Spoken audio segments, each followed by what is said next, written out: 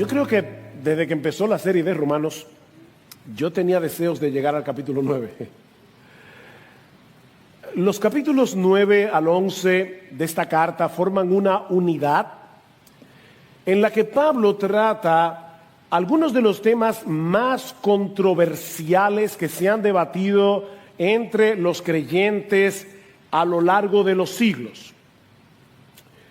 ¿Cuál es el estatus presente de la nación de Israel debido a su generalizada incredulidad? ¿Existe algún futuro para Israel en el plan redentor de Dios? ¿O fueron desechados para siempre por el hecho de haber rechazado a su Mesías? ¿Y qué de la doctrina de la elección incondicional? ¿Es Dios injusto porque en su soberana potestad elige a algunos para salvación? ¿Cómo podemos compaginar la soberanía de Dios con la responsabilidad humana si a final de cuentas nadie ha resistido a su voluntad? Dice Pablo en el versículo 19 del capítulo 9. Mis hermanos, aunque estas doctrinas son importantes, son muy importantes, es necesario enfatizar que el foco principal de atención del apóstol Pablo aquí no es el presente o el futuro de Israel como nación, no es primariamente la doctrina de la elección incondicional. El foco principal de estos capítulos es la fidelidad de Dios a su palabra. Ese es el punto. La fidelidad de Dios a su palabra.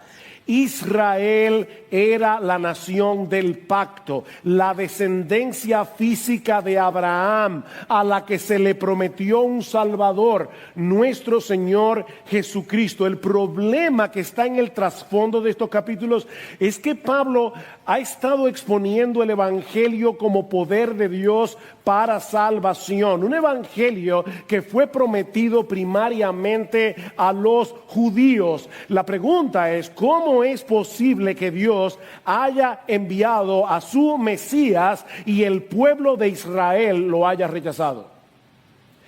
¿No pone esto en juego el poder de Dios para llevar a cabo sus propósitos?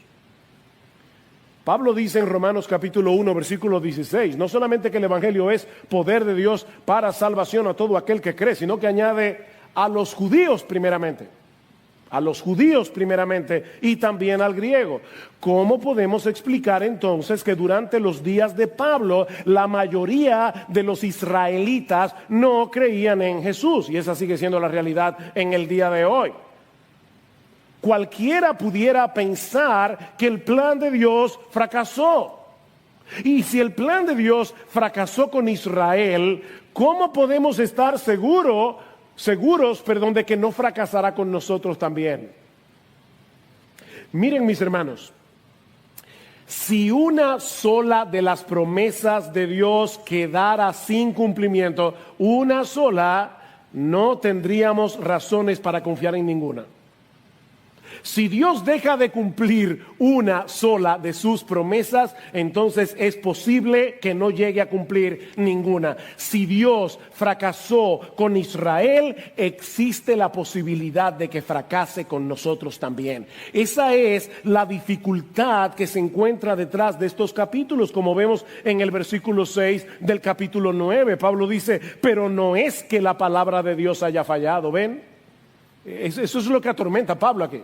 O lo que preocupa a Pablo, no es que la palabra de Dios haya fallado. De manera que lo que Pablo quiere demostrar en esta porción de la carta es que Dios, a final de cuentas, hará lo que Él se propuso hacer. Que su plan nunca ha fallado y nunca fallará. Ahora, antes de hacer esto, antes de demostrar su punto, el apóstol Pablo se toma un momento porque él necesita abrir su corazón delante de sus lectores.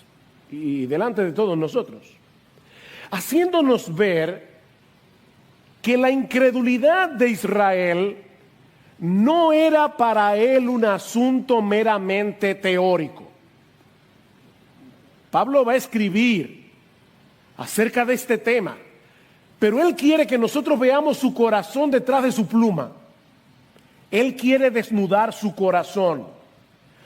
Pablo se sentía profundamente conmovido por causa de la incredulidad de sus parientes según la carne, como les llama en el versículo 3.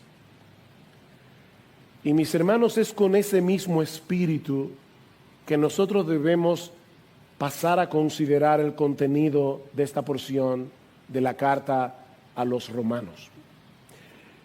Mis hermanos, que el Señor nos libre de acercarnos a un pasaje como este con una mera curiosidad académica o intelectual, porque si lo hacemos de esa manera, vamos a perder el corazón de esta enseñanza y la palabra de Dios no va a producir en nosotros lo que esta porción de la carta de Pablo a los romanos debiera producir. Esto no es mera teoría. Hay personas que están queriendo entrar en discusión acerca del asunto de la elección y de los arminianos, los calvinistas, y yo entiendo todo eso, pero ¿saben qué, hermanos? Hay algo más profundo detrás de esta porción de la carta. Hay algo más importante. Y yo creo que la manera como Pablo introduce estos capítulos nos ayuda a ver eso. Hay al menos 3 aspectos de la angustia de Pablo por sus hermanos de raza, por su pueblo, a los que yo quiero llamar su atención en esta mañana. La sinceridad de la angustia de Pablo, la magnitud o profundidad o intensidad de su angustia, y en tercer lugar, la razón de su angustia. Vean una vez más el versículo 1.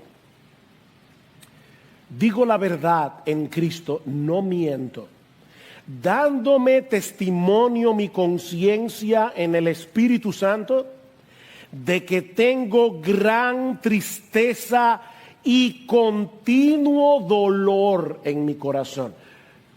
Miren, mis hermanos, es impresionante la manera tan dramática y tan drástica en la que Pablo pasa de la celebración al lamento. En el capítulo 8, en los versículos 8, Pablo termina exaltando a Dios por la seguridad de su amor en Cristo. Y es increíble cómo sin ninguna oración de transición, que son muy típicas en la carta de Pablo a los romanos, así pues, ¿qué diremos a esto?, etcétera. Sin ninguna de esas transiciones, de repente Pablo dice, digo la verdad en Cristo, no miento, yo tengo un continuo dolor en mi corazón. Un continuo dolor en mi corazón, de la celebración al lamento. Recuerden, mis hermanos, que originalmente la Biblia no estaba dividida en capítulos y versículos. De manera que los lectores originales de esta carta no bien acaban de leer la conclusión del capítulo 8, en donde Pablo exalta la seguridad del creyente en el amor de Dios en Cristo, para entrar sin ninguna transición en el capítulo 9, en el lamento del capítulo 9. Y eso nos muestra de manera incidental lo compleja que pueden ser las emociones de un cristiano. Nuestras emociones son complejas de este lado de la eternidad. Una de las cosas que más dolor puede provocar en el corazón del creyente es el hecho de experimentar el gozo de estar en Cristo y la realidad de que muchos de los que amamos se mantienen en pie de guerra contra Él. Es una tensión que nunca vamos a poder resolver de este lado de la eternidad. Paradójicamente, a mayor comprensión de lo grandioso y extraordinario que es conocer a Cristo en el Evangelio, mayor será nuestro gozo, mayor será nuestro dolor. la paradoja del creyente. No es una cosa o la otra, es una cosa por causa de la otra. Pablo acaba de decir al final del capítulo 8 que no existe nada, absolutamente nada en el universo que pueda separarnos del amor de Dios que es en Cristo Jesús. Que en medio de las tribulaciones, en medio de las aflicciones por las que nosotros tenemos que atravesar en este mundo caído, somos más que vencedores por medio de aquel que nos amó. ¡Qué extraordinaria bendición la que nosotros tenemos en Cristo!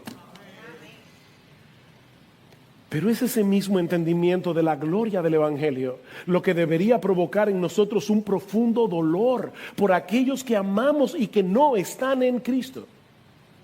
La experiencia del cristiano, mis hermanos, no es solo gozo, aunque tampoco es solo dolor y angustia. De hecho, Pablo va a concluir estos 3 capítulos con otra doxología, exaltando la sabiduría de Dios desplegada en el Evangelio. Recuerdan en el capítulo 11, a partir del versículo 33, oh profundidad de las riquezas y de la sabiduría y del conocimiento de Dios, cuán insondables son sus juicios e inescrutables sus caminos, porque ¿quién ha conocido la mente del Señor? ¿Quién llegó a ser su consejero? ¿O quién le ha dado a él primero para que le tenga que recompensar? Porque de él y por él y para él son todas las cosas. A él sea la gloria por los siglos. Amén.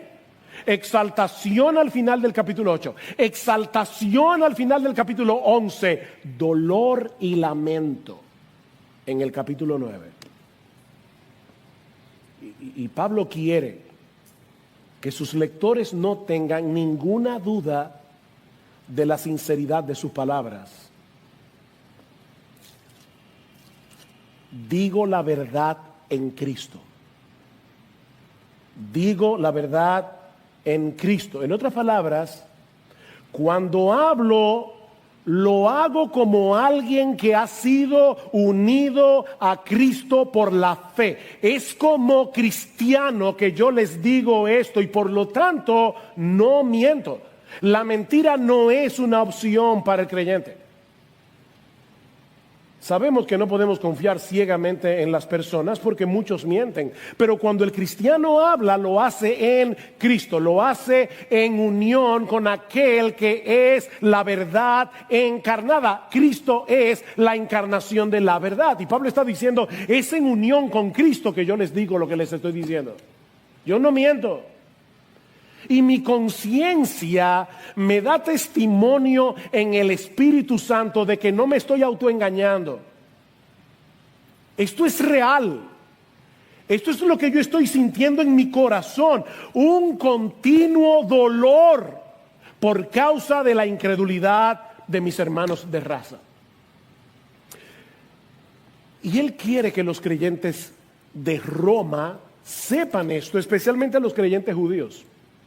Porque a lo largo de su ministerio, recuerden que Pablo era el apóstol a los gentiles. Muchos judíos podían acusar a Pablo de haberse pasado de bando. Muchos podían acusar a Pablo de ser antisemita. Y algunas de las declaraciones que Pablo hace de los judíos en la misma carta a los romanos puede llevar a algunos a esa conclusión. Ahora Pablo renegó de su raza, renegó de su pueblo, se convirtió en un antisemita. Y Pablo dice, no, yo estoy siendo absolutamente sincero aquí, yo estoy desnudando mi corazón delante de ustedes para que vean el dolor, la tristeza, la angustia continua que yo siento por la incredulidad de mi pueblo. Ese mismo entendimiento de la gloria del Evangelio, mis hermanos, debería provocar en nosotros un profundo dolor por aquellos que amamos y que no están en Cristo. Un profundo, profundo dolor. Y eso nos lleva a nuestro segundo encabezado, la intensidad de su angustia. No solamente la sinceridad de su angustia, sino la intensidad. Vean otra vez. Digo la verdad en Cristo, no miento, dándome testimonio mi conciencia en el Espíritu Santo de que tengo gran tristeza y continuo dolor en mi corazón. Ahora, esto es sorprendente porque aunque Pablo era judío, desde su conversión al cristianismo había sufrido mucho por causa de ellos.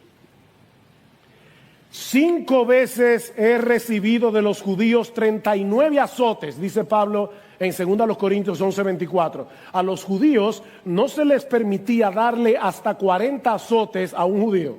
Así que a Pablo le dieron 39, para no violar la ley, para no violar la regla. 39 azotes, 3 veces. 3 veces he sido golpeado con vara. Una vez fui apedreado, y eso por solo mencionar algunas de las cosas que Pablo tuvo que sufrir mientras llevaba el evangelio de Jesucristo a lo largo del mundo greco-romano. Y sin embargo, era por esas mismas personas que Pablo estaba experimentando esta profunda tristeza y ese continuo dolor en su corazón. Por eso es que les decía hace un momento que no debemos abordar este pasaje con una mera curiosidad intelectual. La incredulidad de los judíos no era un asunto teórico para Pablo. Mis hermanos, nosotros debemos pedir al Señor en oración que nos ayude a internalizar lo que implica la perdición de los perdidos. Debemos orar al Señor que el Espíritu Santo nos recuerde continuamente que el infierno es real y que el infierno es eterno. Debemos orar por eso. Debemos orar que el Señor encienda en nosotros un deseo ferviente de orar por los incrédulos y en la medida de las posibilidades de cada uno, procurar que se expongan al Evangelio. ¿Qué dice Pablo en el capítulo 10, hermanos? El deseo de mi corazón y mi oración a Dios por ellos es para su salvación. Ese es el deseo de mi corazón. Y esta semana, de verdad que me sentí muy avergonzado. Me avergüenza, de verdad me avergüenza leer esas palabras, porque reconozco que yo necesito más de ese corazón. Yo necesito más de ese corazón. Y miren, mis hermanos, yo sé que ahora en tiempos de pandemia estamos limitados, tenemos menos contacto con la gente. Ahora tenemos que ser más creativos para poder llevarles el evangelio. Pero mis hermanos, la gran comisión no ha quedado en suspenso. La gran comisión no ha quedado en pausa por causa del coronavirus. Ni la perdición de los perdidos tampoco. Mis hermanos, los incrédulos se encuentran en una terrible condición. En una terrible condición de la que solo Cristo los puede librar. No hay salvación fuera de Jesús. No hay salvación sin el Evangelio. Y eso nos lleva precisamente al tercer aspecto de la angustia de Pablo, la razón, su razón. Versículo 3, porque desearía yo mismo ser anatema, separado de Cristo por amor a mis hermanos, mis parientes según la carne. Esta es una declaración extraña, sorprendente. Sí, Pablo quiere decir lo que está diciendo, y lo voy a explicar en un momento. Pero antes, yo quiero que ustedes noten la conexión que hace Pablo entre ser anatema y estar separado de Cristo. Estar separado de Cristo es estar bajo la maldición de Dios, que es lo que significa la palabra anatema, dedicado a la destrucción. Debo decir que esta palabra en el Antiguo Testamento a veces se usa en sentido positivo. Anatema puede ser algo dedicado al servicio de Dios. no solo algo negativo. Pero siempre que Pablo usa la palabra anatema, siempre la usa con una connotación negativa.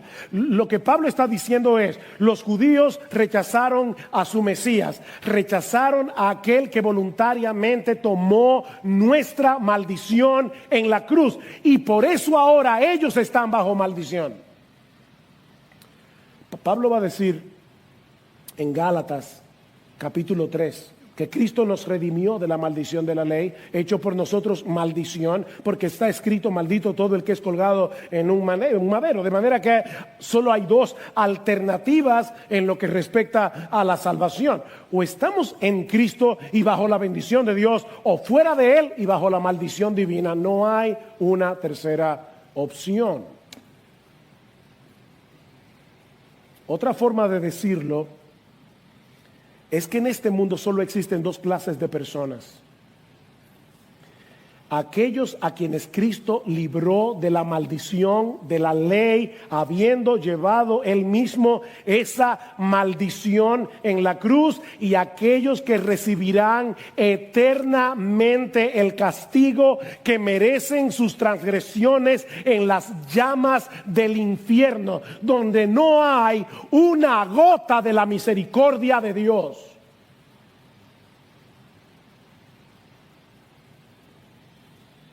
Dos opciones.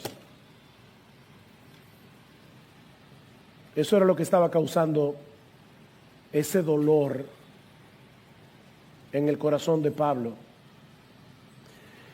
Y era tal su angustia por ellos que él dice aquí que si existiera la posibilidad, es una hipérbole, si existiera la posibilidad de que él mismo fuera separado de Cristo para que el resto de los israelitas fuera salvo, él estaría dispuesto.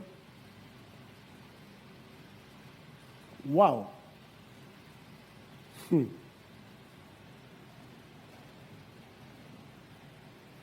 Con razón Pablo dijo: imítenme a mí como yo imito a Cristo, porque Cristo sí estuvo dispuesto a ser abandonado por el Padre en la cruz para que nosotros pudiésemos ser salvados. Y Pablo está imitando ese corazón. Y no olviden sus palabras en el versículo 1: verdad digo en Cristo, no miento. Yo no estoy siendo deshonesto aquí, dice Pablo. Pablo, en este pasaje, se está identificando con Moisés en el Antiguo Testamento. En el capítulo 32 del libro de Éxodo, Moisés llegó a pedirle algo similar a Dios cuando los israelitas pecaron con el becerro de oro. Dice en el versículo 31 que Moisés se volvió al Señor y dijo: ay, este pueblo ha cometido un gran pecado, se ha hecho un Dios de oro, pero ahora, si es tu voluntad, perdona su pecado, y si no, bórrame del libro que has escrito. Señor, castígame a mí con el castigo que ellos merecen, pero libra a tu pueblo. Es lo que Moisés parece estar pidiendo aquí. Y es interesante porque tanto en Moisés como en Pablo estaba la misma preocupación: el honor de Dios. El honor de Dios. Moisés decía: Señor, ¿qué van a decir de ti? Que tú sacaste a tu pueblo de Egipto para matarlos en el desierto.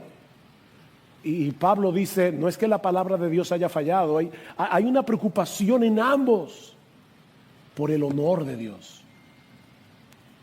Pero es indudable que hay un corazón que late por su pueblo. Ahora, por supuesto, lo que Moisés y Pablo están pidiendo no es posible. No es posible. Ningún ser humano puede hacer expiación por el pecado de otro, como de hecho le dice Dios a Moisés como respuesta a su petición. Dios le dice: al que haya pecado contra mí, a ese lo borraré de mi libro. Ahora, ¿ustedes creen que Pablo no conocía ese pasaje de Éxodo 32? Pablo conocía ese pasaje. Así que él sabía que ese intercambio no era posible. Él nunca podría ser separado de Cristo, como él mismo expresa al final del capítulo 8, ni siquiera para que otros pudieran salvarse. Pero mis hermanos, él está usando aquí un lenguaje hiperbólico para que entendamos la magnitud de su angustia. El hecho de que la mayoría de los israelitas hubieran rechazado a Jesús y se estuvieran encaminando hacia una condenación sin fin era demasiado doloroso para Pablo, sobre todo tomando en cuenta los enormes privilegios que ellos habían disfrutado como nación. Vean el versículo 4. Mis parientes, dice Pablo, que son israelitas, a quienes pertenecen la adopción como hijos y la gloria, los pactos, la promulgación de la ley, el culto y las promesas, de quienes son los patriarcas y de quienes según la carne procede el Cristo, el cual está sobre todas las cosas, Dios bendito por los siglos. Amén. Todos esos privilegios que Pablo menciona en esta lista tienen el propósito de ayudarnos a ver el problema teológico que plantea la incredulidad de Israel. Ellos son israelitas, dice Pablo. Eso es lo sorprendente. Son israelitas, y el significado de esa palabra allí es mucho más que una designación política o nacional. Lo que Pablo está diciendo es que ellos pertenecían a la nación escogida, es que ellos fueron los receptores originales de las promesas de salvación en Cristo. A ellos les pertenece la adopción como hijos, dice Pablo. En otras palabras, en el Antiguo Testamento Dios adoptó a la nación de Israel como se adopta un hijo, como su especial tesoro. Dios le concedió a esta nación privilegios que ninguna otra nación del mundo disfrutó. ¿Recuerdan el mensaje que Dios le envió a Faraón a través de Moisés? Así dice el Señor, Éxodo 4:22. Israel es mi hijo, mi primogénito. Esa fue la nación adoptada. En segundo lugar, dice Pablo, a ellos les pertenece la gloria. Ellos disfrutaron como ningún otro pueblo el hecho de ser testigos de la presencia esplendorosa de Dios. Dios moraba en medio de su pueblo. Ellos vieron esa gloria. En tercer lugar, a ellos les pertenecen los pactos. Un pacto es una promesa sobre la cual Dios jura, para que por dos cosas inmutables en las cuales es imposible que Dios mienta, tengamos un fortísimo consuelo, dice el autor de la carta a los Hebreos. Una promesa jurada. Y Pablo está diciendo, ¿con qué nación hizo Dios pactos? Aparte del pacto que hizo con Noé, que fue con toda la humanidad. Pero fue con Israel. Todas las bendiciones prometidas por Dios a través de los pactos hechos con Abraham, el pacto hecho con Moisés, el pacto hecho con David, las promesas del pacto nuevo, del nuevo pacto en Jeremías 31, estaban destinadas para ellos. En cuarto lugar, dice Pablo, ellos fueron los que recibieron la promulgación de la ley o la entrega de la ley. Ninguna otra nación del planeta tuvo una experiencia como la de Israel en el monte Sinaí. Dios descendió, le entregó la ley y los 10 mandamientos escritos con su dedo en piedra. Sí, sabemos que la ley no puede salvar, pero ¿saben qué, hermanos? Eso no elimina la bendición que es la ley. La ley es buena si se usa legítimamente, dice Pablo. La ley no era un problema, el problema era el corazón de ellos. Pero era una bendición que Dios le haya dado su ley.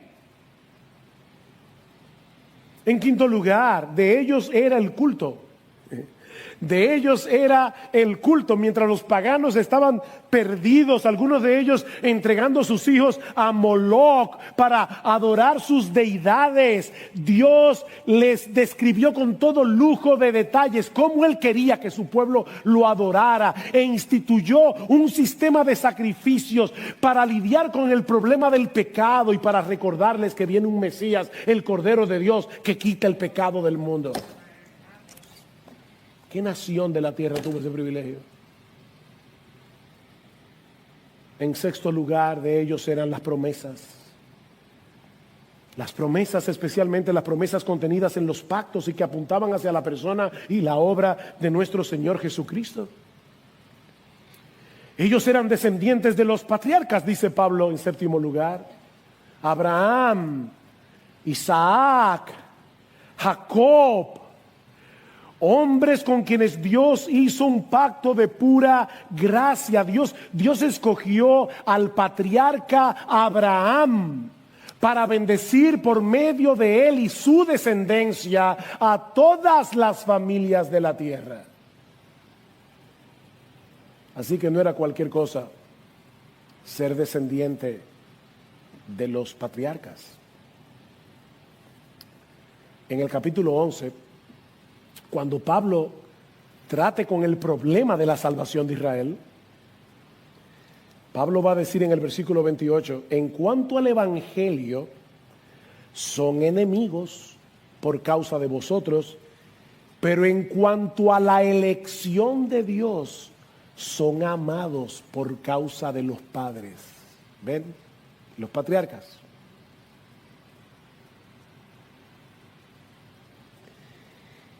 Y por si todo esto fuera poco,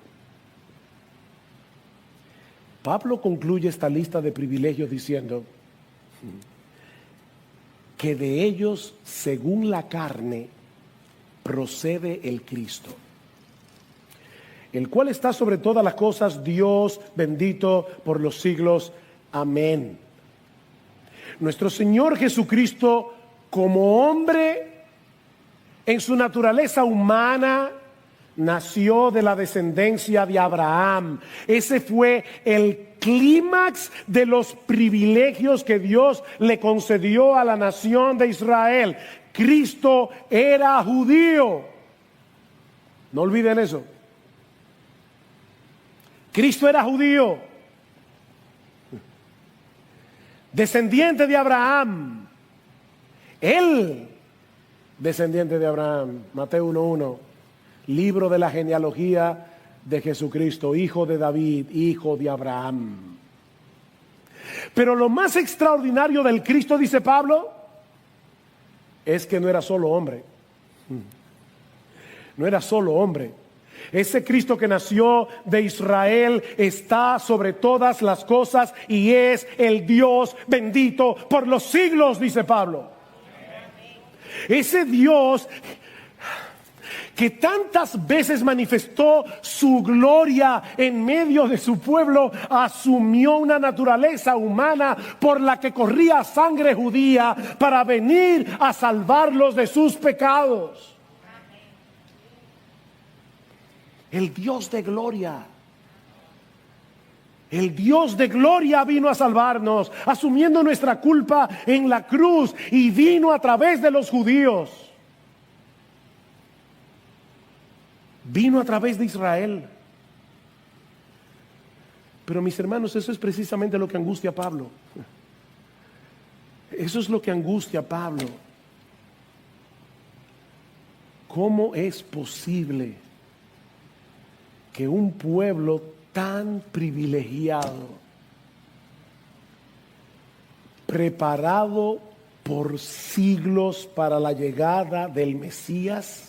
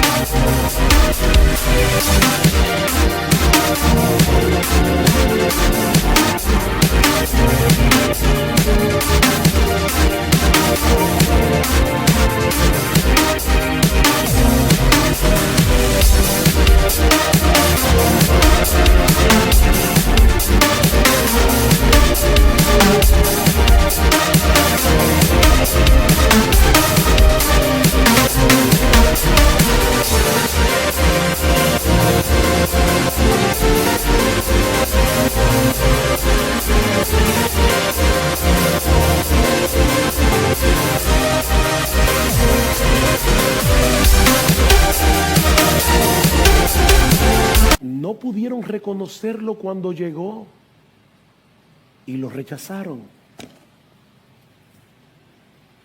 Esa es la interrogante con la que Pablo va a tratar a partir de ahora hasta casi al final del capítulo 11. Y lo que Pablo va a demostrar es que, contrario a lo que pudiéramos pensar al ver la condición de Israel, Dios va a llevar a cabo su plan en una forma sorprendente para salvar a los descendientes físicos de Abraham que él se propuso salvar. Noten otra vez el versículo 6, pero no es que la palabra de Dios haya fallado, porque no todos los descendientes de Israel son Israel. Oh, aquí hay parte de la respuesta. No es que Dios tenía un plan y ese plan no incluía salvar a todos y cada uno de los descendientes físicos de Abraham. Que por cierto, como veremos en el capítulo 10, no se van a perder porque no fueron elegidos, no, se van a perder por su incredulidad. Porque, dice Pablo, tratando de establecer la justicia de ellos, han rechazado la justicia de Dios. Es culpa de ellos, no de Dios. Pero el punto aquí es que Dios en su plan va a hacer lo que Él se propuso hacer. Dios no ha fracasado. Y no solo eso, Pablo va a mostrar cómo ese plan, que incluía el rechazo de los judíos a su Mesías, iba a provocar, iba a producir la salvación de gente de todo pueblo, tribu, lengua y nación a través de ese mismo Cristo que vino por medio de Israel. El Cristo judío iba a ser de bendición para todas las familias de la tierra.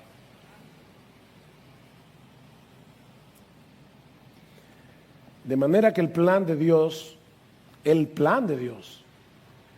se está llevando a cabo tal como Él lo determinó. Ninguna de sus promesas quedarán sin cumplimiento. Dios no fracasa.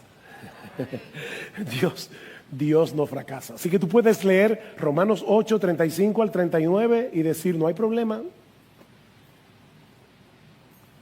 Nadie me va a separar del amor de Dios en Cristo. Dios no fracasa. Mis hermanos, ¿qué lecciones podemos extraer de este pasaje? Permítame brevemente enumerar algunas. En primer lugar, este pasaje nos enseña que, contrario a lo que mucha gente piensa, el cristianismo, el verdadero cristianismo, no es antisemítico, no es antijudío. El verdadero cristianismo. Los cristianos debemos orar por la salvación de Israel.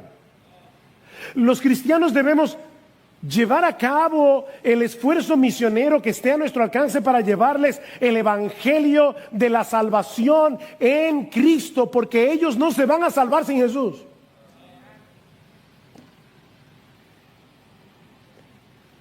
Antisemítico sería no predicarles el evangelio.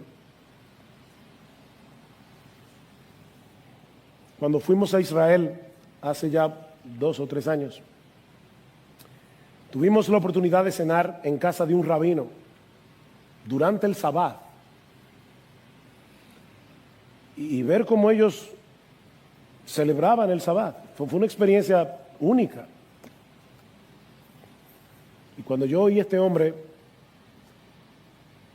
el texto que me venía a la mente toda la noche era: el que no tiene al Hijo no tiene al Padre. El que no tiene al Hijo no tiene al Padre. Nadie se va a salvar por ser judío.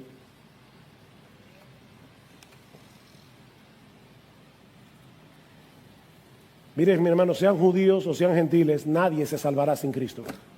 Nadie.